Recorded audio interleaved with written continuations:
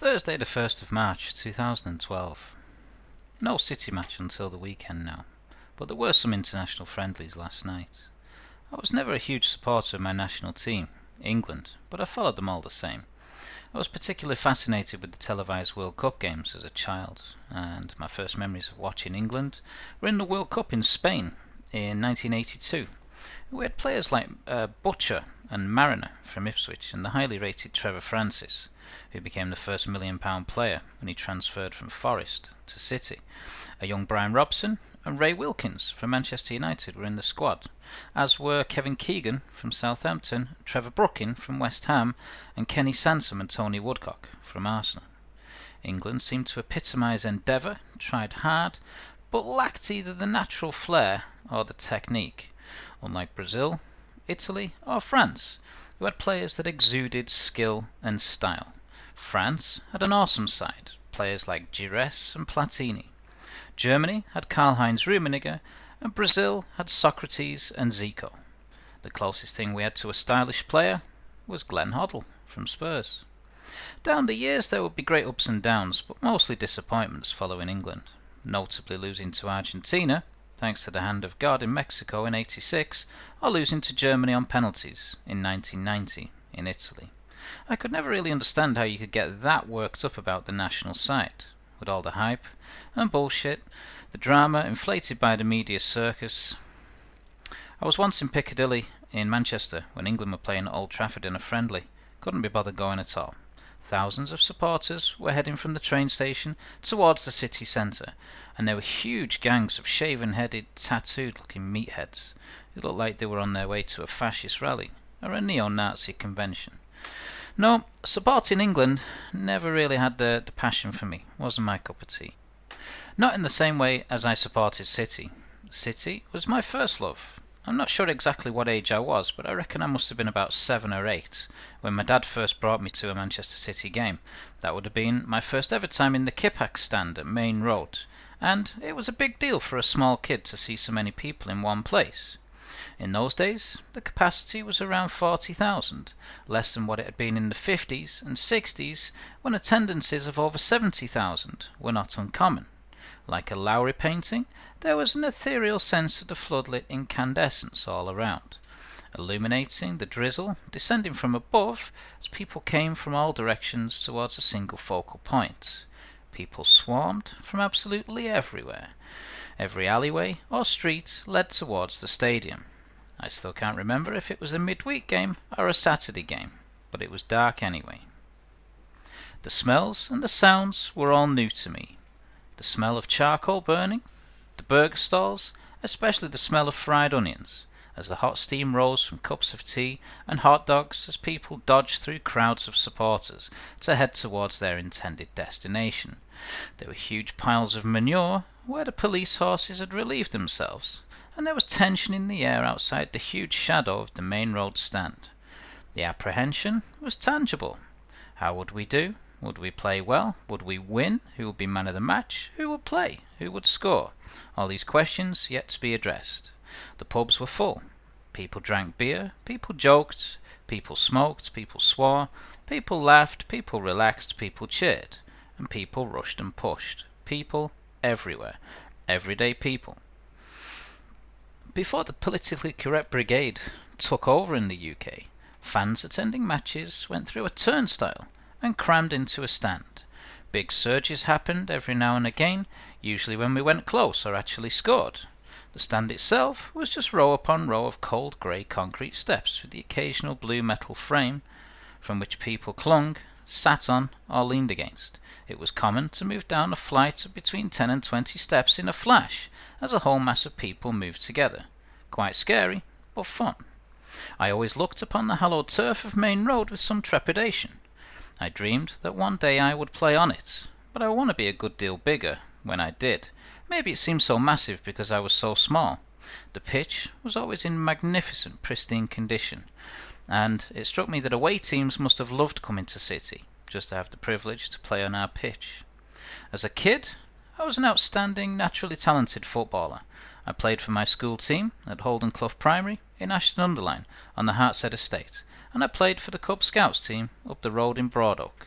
and at any of the local tournaments that I could. Eat, sleep and drink footy, ever since I was knee-high to a grasshopper. Looking back, I honestly used to score wonder goals. With hindsight, it is clear that I was a prodigious talent. A talent wasted, perhaps, since I never went on to do justice to my skills and go all the way. Like so many before me, I would allow distractions like girls, experimenting with drugs, drinking, smoking, and other peer group vices to take a hold on me in my teens. It wasn't that I didn't have to try. It was just that it was easy for me. I was on another level. I would easily beat 6 or 7 of my opponents, or however many other lads there were, and then the goalie. No problem. I was a nippy little bugger. I always used to play with bigger and stronger lads who were older than me to improve my game. They couldn't catch me. They and I both knew it. In retrospect, I was a greedy little sod. I had the skill, but lacked the maturity or the coaching to develop a professional attitude.